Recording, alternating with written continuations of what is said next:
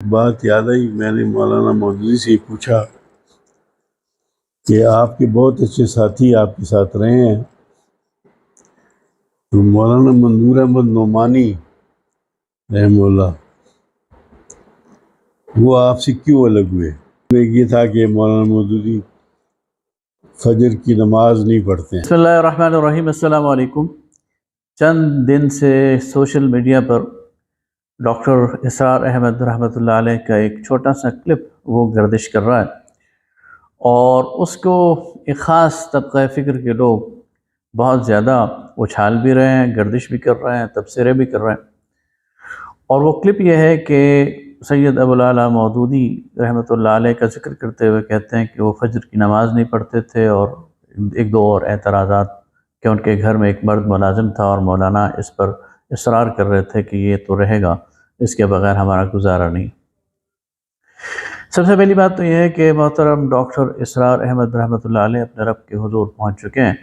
اور یہ ان کا ایک طویل خطاب ہے جس میں وہ جماعت اسلامی کی تاریخ بیان کر رہے ہیں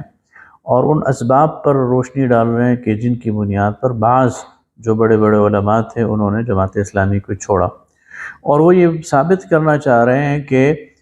مولانا مودودی سے ان لوگوں کا کوئی اصولی اختلاف نہیں تھا، بلکہ چند فروعی مسائل کو آڑ بنا کر اور بہانہ بنا کر یہ لوگ جماعت اسلامی سے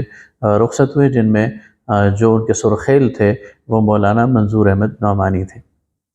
اور یہ بات اصولی طور پر بالکل ٹھیک ہے کہ جب یہ لوگ جماعت اسلامی میں داخل ہوئے تو ایک بہت بڑے نظریے کے ساتھ اتفاق کر کے اور اقامت دین کی جد و جہد کے لیے جماعت اسلامی میں داخل ہوئے تھے، لیکن جب جماعت اسلامی چھوڑ کر گئے تو کسی اصولی بنیاد پر جماعت اسلامی کو نہیں چھوڑا، بلکہ چند فروعی باتوں کو جن کی توجیہ کی جا سکتی تھی اور جن کی تعویل کی جا سکتی تھی اس کے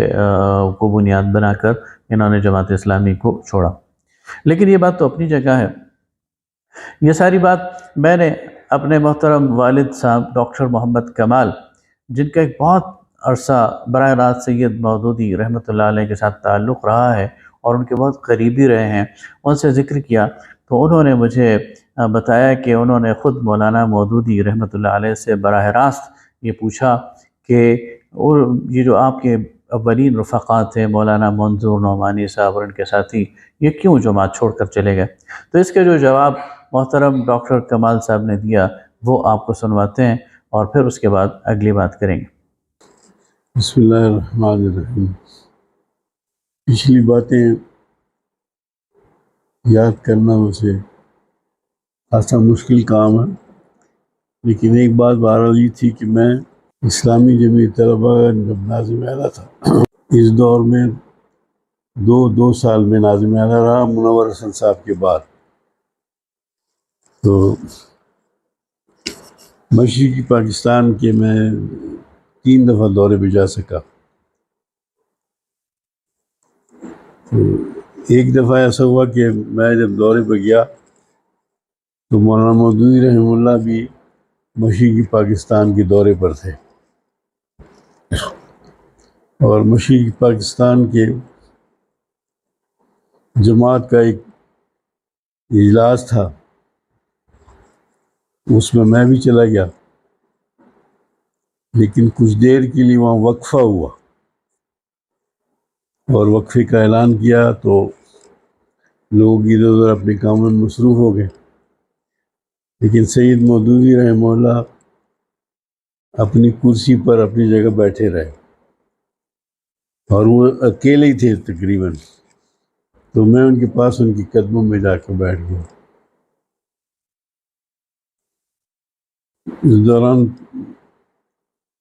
بات چیت ہوتی رہی تو مجھے ایک بات یاد آئی، میں نے مولانا مودودی سے پوچھا کہ آپ کے بہت اچھے ساتھی آپ کے ساتھ رہے ہیں، تو مولانا منظور احمد نعمانی رحمہ اللہ وہ آپ سے کیوں الگ ہوئے؟ ان دنوں انہوں نے شاید کچھ چیز شائع بھی کی تھی، کچھ الزامات بھی دہرائے تھے، اس میں یہ تھا کہ مولانا مودودی فجر کی نماز نہیں پڑھتے ہیں۔ تو میں نے ان سے پوچھا کہ اس کے بارے میں آپ کا کیا موقف ہے؟ تو مولانا مودودی نے فرمایا کہ اصل حقیقت تو اللہ تعالیٰ ہی کو معلوم ہے، لیکن میرا اپنا گمان یہ ہے کہ جماعت کی مرکزی مجلس شورا نے یہ فیصلہ کیا کہ جو لوگ جماعت کے مرکز سے متعلق ہیں وہ اپنے علاقوں میں اپنے جو کاروبار ہیں یا جو بھی ان کی مشاغل ہیں ان کو چھوڑ کر مستقل طور پر دارالاسلام میں یہاں آ جائیں، پٹھان کوٹ۔ یہ مجلس شورا نے فیصلہ کیا کہ سب لوگ یہاں آ جائیں، اور وہاں کوئی کاروبار اور کوئی مسئلہ بھی، کوئی ایسی چیز نہ ہو کہ ان کو واپس جانا پڑے، بلکہ آ جائیں تاکہ یہاں ہم یکسوئی کے ساتھ جماعت کے کام کو پھیلانے کے لیے کوئی کام کر سکیں۔ تو اس میں ایک بات تو سید مودودی نے فرمایا کہ میرا خیال ہے کہ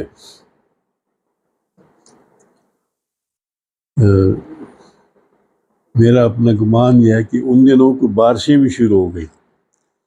اور دارالاسلام میں جو مکانات تھے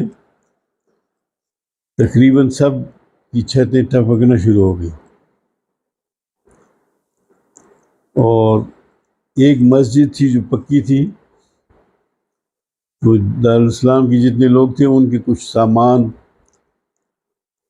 ان کو ایک مشورہ دیا گیا، مشورہ ہوا کہ وہ مسجد کے کونے میں پکی جگہ میں آ کر رکھ دیں جو بارش سے متاثر ہو سکتے ہیں۔ خود میرے اپنے گھر کے بھی کچھ سامان ہم نے مسجد کے کونے میں رکھا۔ تو یہ بارشیں جو سلسلہ چل رہا تھا، اور وہاں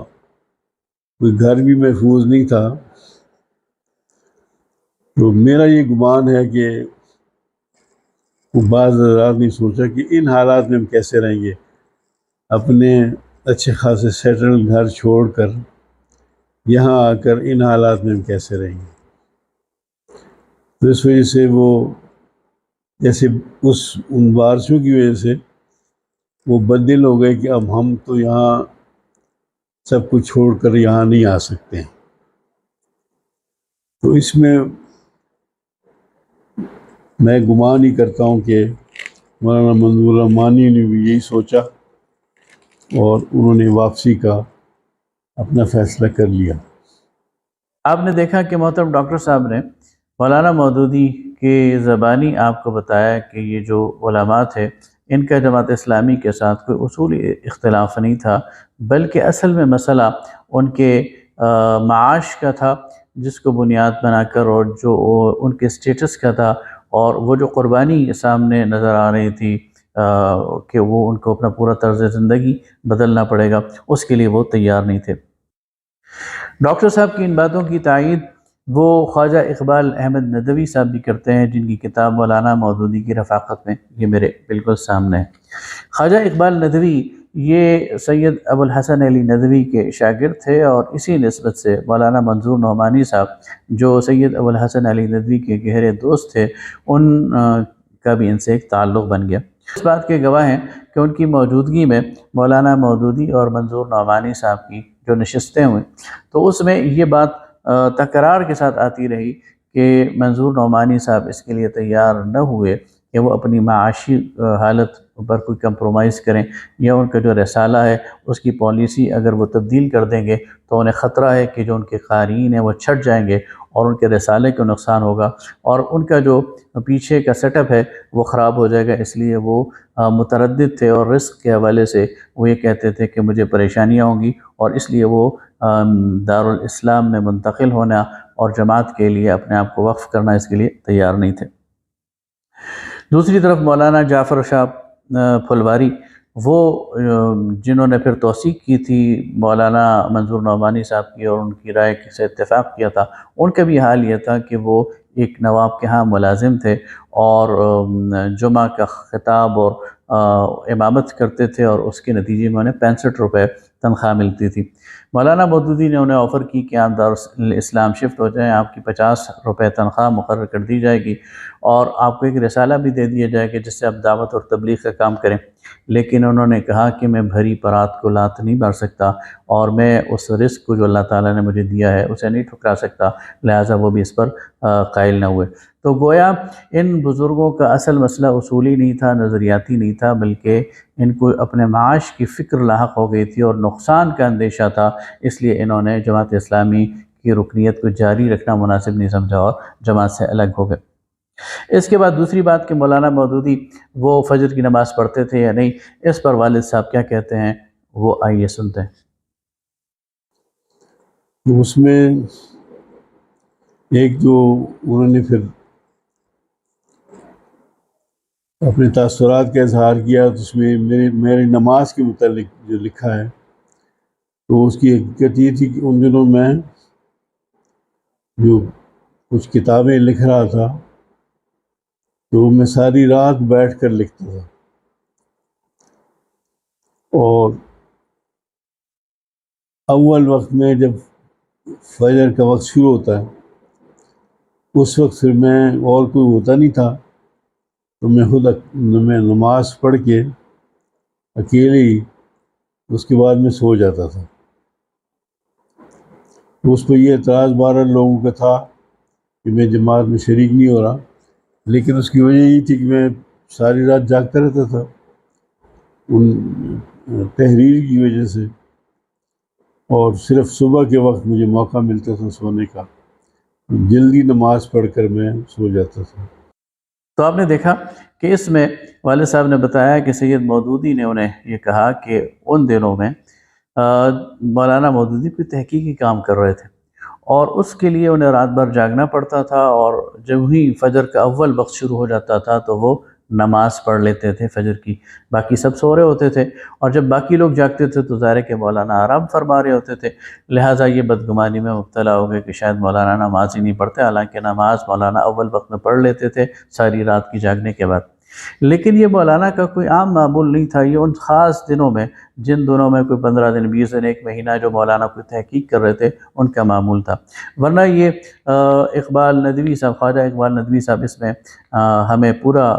بتاتے ہیں کہ مولانا کے معمولات کیا تھے۔ تو اس میں تو مولانا فجر کے بعد فجر اپنے رفقا کے ساتھ پڑھتے تھے، اور فجر کے بعد چہل قدمی بھی کرتے تھے، اور کبھی کبھی اپنے رفقا کو اپنے ہاتھ سے فجر کے بعد چائے بنا کر پلاتے تھے، چائے کا بھی مولانا کا ایک اپنا ذوق تھا۔ لہٰذا وہ چند خاص دن تھے جس میں مولانا نے ایک تحقیق کی وجہ سے اور ساری رات جاگنے کی وجہ سے ایک معمول اپنایا ہوا تھا، اس کو ان لوگوں نے بہانہ بنا کر مولانا پر ایک اتنا بڑا افتراء قائم کر دیا۔ اس کے بعد اگلی بات کہ مولانا کے گھر ایک ملازم تھا اور وہ کھانا پکاتا تھا، تو اس کی اصل حقیقت یہ تھی کہ مولانا کے گھر کے باہر کچن تھا، اور مولانا کے جو اہلیہ تھی ان کے بچے چھوٹے تھے، وہ خود کوکنگ نہیں کر سکتی تھی، تو مولانا نے کوک رکھ لیا تھا جو گھر کے باہر باورچی خانے میں کھانا پکا دیا کرتا تھا اور پھر چلا جایا کرتا تھا، اور گھر والے جا کر کھانا لے آتے تھے۔ لیکن اس کو بھی مولانا کہتے ہیں کہ میں مکروہ سمجھتا ہوں، اور مولانا اس میں مسعود عالم ندوی صاحب کو ایک خط کے جواب میں خطوط مودودی میں یہ خط موجود ہے، مولانا مودودی اس بات کا ذکر کرتے ہیں کہ یہ اس کتاب کا صفحہ نمبر 96 ہے، اور اس میں کہتے ہیں کہ مولانا مودودی کہتے ہیں کہ رہا دوسرا مسئلہ تو میں خود اسے مکروہ سمجھتا ہوں، مگر صرف اس مجبوری سے اس کو ملازم رکھ لیا کہ کوئی ماما نہیں مل رہی ہے، اور میرے بچے اس قدر چھوٹے ہیں کہ میری بیوی کے لیے بچوں کی دیکھ بھال کے ساتھ خود کھانا پکانا مشکل ہے۔ متعدد رفیقوں اور دوستوں سے کہہ چکا ہوں کہ کوئی ماما بہم پہنچائیں، اب اس خاتون کا انتظام ہو گیا ہے، اس لیے اس ملازم کو میں فارغ کر رہا ہوں۔ تو گویا مولانا مودودی خود اس بات کا اقرار کر رہے ہیں کہ ایک عارضی انتظام انہوں نے کیا تھا، اور وہ جو ہی کوئی خاتون جو کہ کھانا پکا سکتی تھی وہ میسر آ گئی تو اس کو انہوں نے ہٹا دیا، اور پہلے بھی وہ ایسا نہیں تھا کہ کوئی آزاد اختلاط تھا اور وہ گھر آتا جاتا تھا، ایسی کوئی بات نہیں تھی، لیکن بہرحال ایک امکان اس کا موجود تھا اور ان پر اعتراض کیا گیا۔ یہ ساری باتیں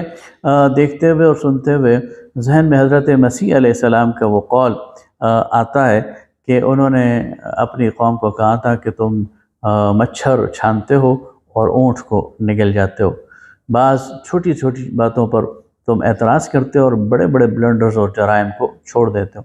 حضرت ابن عباس رضی اللہ تعالیٰ عنہ کے پاس حج کے موقع پر ایک کوفی آیا اور اس نے کہا میں حالت احرام میں ہوں اور میں نے مچھر کو مارا ہے، تو کیا مجھ پر دم واجب ہو گیا ہے؟ تو حضرت ابن عباس نے حیرت سے اسے کہا کہ ہائے افسوس کہ حسین کو قتل کرتے ہوئے تمہیں خیال نہ آیا اور مچھر کو مارتے ہوئے تمہیں دم دینے کا احساس ہو گیا ہے۔ تو لوگ بڑے بڑے جرائم کرتے ہیں اور وہ ہماری آنکھوں سے اوجھل ہو جاتے ہیں، ہماری آنکھوں کے سامنے ان کی کوئی وقت نہیں ہوتی، اور کوئی چھوٹی چھوٹی غلطیاں اور لغزشیں ان کو پہاڑ بنا دیا جاتا ہے۔ آخری بات میں یہ کہنا چاہتا ہوں کہ سید مودودی معصوم عن الخطا نہیں ہے، سید مودودی تنقید سے مبرہ نہیں ہے، سید مودودی پر تنقید بھی کی جا سکتی ہے، ان سے اختلاف بھی کیا جا سکتا ہے، ان کی رائے سے بھی اختلاف کیا جا سکتا ہے، اور الحمدللہ ہم اتنے آزاد ذہن کے ہیں کہ ہم سید مودودی پر خود بھی تنقید کر سکتے ہیں اور کرتے بھی ہیں، لیکن جھوٹ اور افتراء اس کو بہرحال ظاہر ہونا چاہیے، اس کو بالکل ایکسپوز ہونا چاہیے، اور اس کے بارے میں جھوٹے کو اس کے گھر تک پہنچانا چاہیے اور جھوٹ کے تمام نقابوں کو الٹ دینا چاہیے۔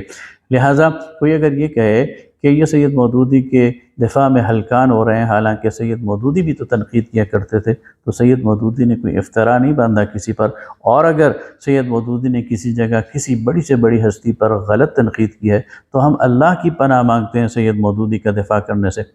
ہم بربلا کہیں گے کہ یہاں پر سید مودودی نے غلطی کی ہے، لیکن وہ غلطی ہمیں دکھائی تو جائے،